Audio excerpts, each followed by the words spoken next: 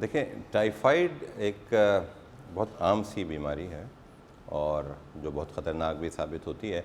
Typhoid असल में एक जरासीम है, सैल्मोनेला टाइफी कहते हैं। अगर सैल्मोनेला टाइफी का जरासीम आपके जिस्म में गया है और उसने अपनी अलामात ज़ाहिर की हैं, तो ये टाइफाइड का बुखार कहलाएगा। हमारे यहाँ एक आम कॉन्सेप्ट इस तरह से भी है कि जी कोई सा भी बुखार होता है, अगर उसमें रोटी खिला दी तो वो टाइफाइड में कन्वर्ट हो जाएगा। ये टोटल गलत है।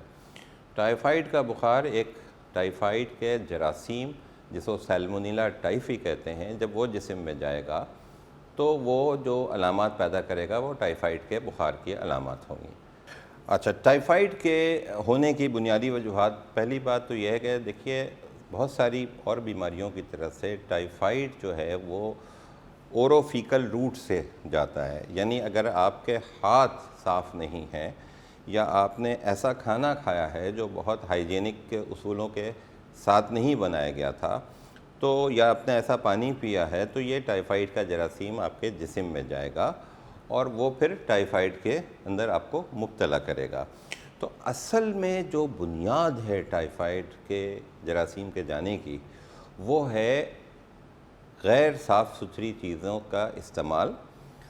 ये छाबड़े पे और बाहर के खाना खाने में ज़्यादा चांसेस होता है, और आपके हाथों की सफाई अगर प्रॉपर नहीं है तो आपको टाइफाइड होने का चांस ज़्यादा होगा। कौन से लोग हैं जो टाइफाइड की बीमारी में मुब्तला होने का चांसेस रखते हैं? अगेन, वो लोग जो बाहर के जो चीज़ें हैं वो ज़्यादा खा रहे हैं। घर के खाने खाने से वालों को चांस कम होता है।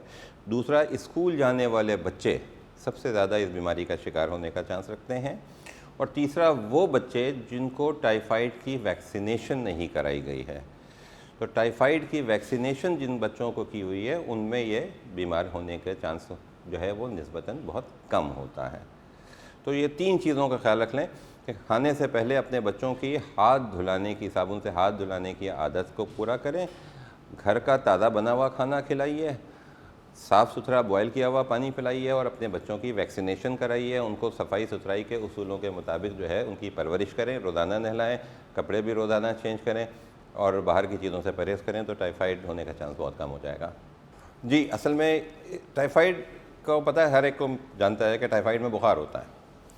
अब बुखार तो हो रहा है और ये बुखार बहुत तेज़ होता है उमूमन, और ये बुखार किसी दवा को जल्दी रिस्पॉन्स नहीं कर रहा होता है। इसके अलावा जिस्म में दर्द होगा, पेट में ऐंठन होगी, उल्टी लग सकती है, मोशन लग सकते हैं, बच्चा बड़ा निढाल सा होगा, सर में दर्द होगा, खाने की ख्वाहिश ख़त्म हो जाती है और बहुत थकावट और गिरावट की जो है वो मुज़ाहरा करता है बच्चा। और ये बुनियादी तौर पर टाइफाइड की अलामात हैं। लेकिन टाइफाइड वो जरासीम है जो जब फैलता है जिस्म में, तो ये वर्चुअली आपके जिस्म के ज़्यादातर अज़ा को मुतासर कर सकता है। कि अगर ये जिगर में चला जाएगा तो आपको यरक़ान भी हो सकता है। अगर ये जो है दिमाग पे चला गया तो आपको हेपेटिक यानी टाइफाइड की एनकेफेलाइटिस हो सकता है, एनकेफेलोपैथी कहते हैं हम लोग उसे, उसमें चला जा सकता है। आंतों में होता है तो चूँकि उल्टी और जुलाब भी कर सकता है। इवन सैल्मोनेला ब्रोंकाइटिस भी होता है कि नज़ला और खांसी की तहरीक भी टाइफाइड के जरासीम में हो सकती है। सो ये सारी अलामत हैं। अब कोई एक ऐसी बात नहीं है, क्योंकि एक ऐसी अलामत अकेले नहीं है कि जिसको एक अलामत का बने कि हाँ ये है तो टाइफाइड है। टाइफाइड में बुखार होता है और बुखार की वजह से ये सारी अलामत हर किस्म की बीमारी में मिल सकती है।